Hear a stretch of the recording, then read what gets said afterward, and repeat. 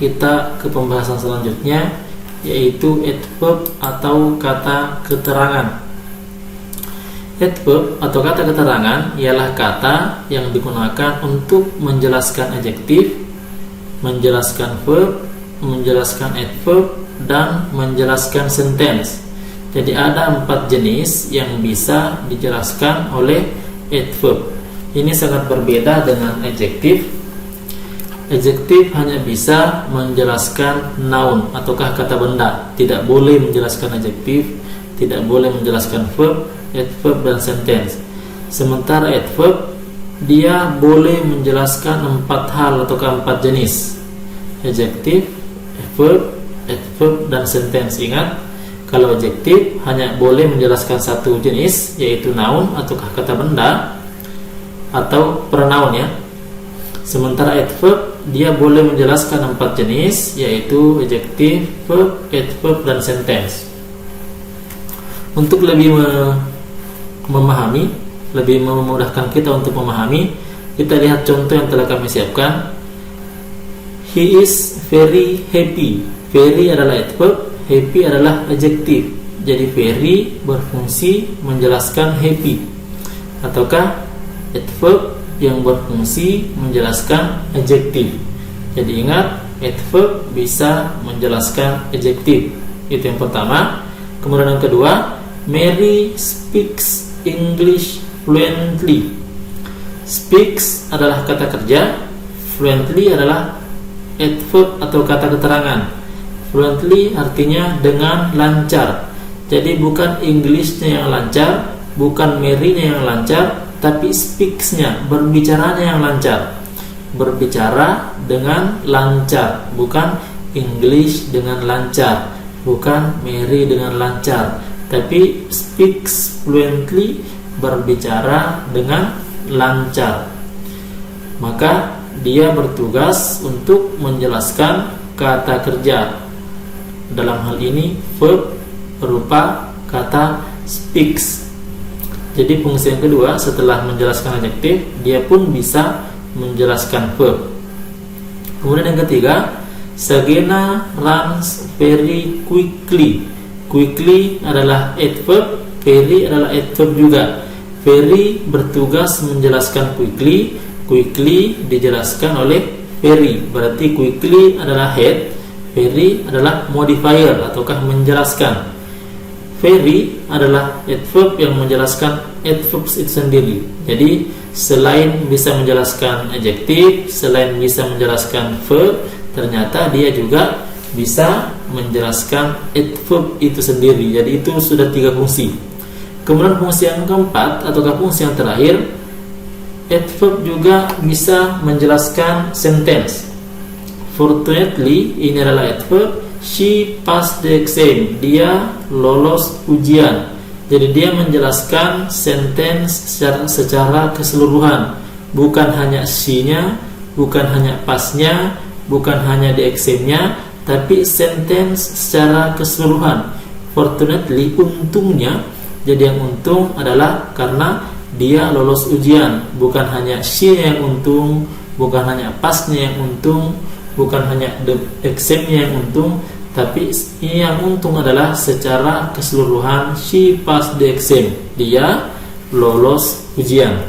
Jadi itu 4 fungsi daripada adverb ataukah kata keterangan yang sekaligus menjadi definisi dari adverb itu sendiri. Kemudian kita berangkat ke pembahasan selanjutnya, jenis-jenis adverb. Ini sangat penting kita ketahui jenis-jenis adverb, karena yang sangat akrab di telinga kita, yang sangat akrab, yang sangat sering kita jumpai di beberapa kalimat hanya 2, yaitu adverb of time dan adverb of place. Dan ternyata ada 9 adverb yang telah kami siapkan di sini, yang telah kami rangkum, yang telah kami sadur dari berbagai sumber dan terkumpul ada 9 jenis adverb yang kami siapkan. Untuk lebih memudahkan, kita bahas satu persatu. Mulai dari yang nomor pertama ialah adverb of time, ataukah kata keterangan waktu, menunjukkan waktu terjadinya suatu peristiwa. Contohnya tomorrow, yesterday, next year, recently, soon, etc. dan lain-lain. Posisinya dalam kalimat ialah final. Final ini di penghujung kalimat, initial di awal kalimat, dan middle atau di pertengahan kalimat, middle position. Jadi posisinya dalam kalimat itulah istimewanya adverb, bisa menempati semua posisi, bisa di awal, di akhir, ataukah di tengah kalimat, tergantung di mana kita ingin menempatkan adverb tersebut. Contohnya, I will visit you next week.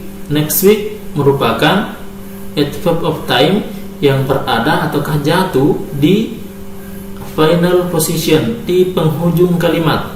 Jadi kalimatnya adalah I will visit you next week. Next week adalah adverb of time yang berada di penghujung ataukah final position dari kalimat tersebut. Kemudian today she comes late. Today adalah adverb of time yang berposisi di initial ataukah awal kalimat. Today she comes late. Kemudian she will soon be here. Soon adalah adverb of time yang jatuh di middle position ataukah di pertengahan kalimat. Jadi ingat, bisa kalau adverb of time ini bisa jatuh di final, bisa jatuh di initial atau ke awal, bisa juga jatuh di middle position atau ke pertengahan kalimat. Selanjutnya, yang nomor kedua, adverb yang kedua, adverb of place and direction, menunjukkan tempat dan arah. Kalau tadi menunjukkan waktu, sekarang kita menunjukkan tempat. Here, away, in my home, everywhere, etc. Posisinya dalam kalimat sama dengan adverb of time, dia bisa menempati semua posisi.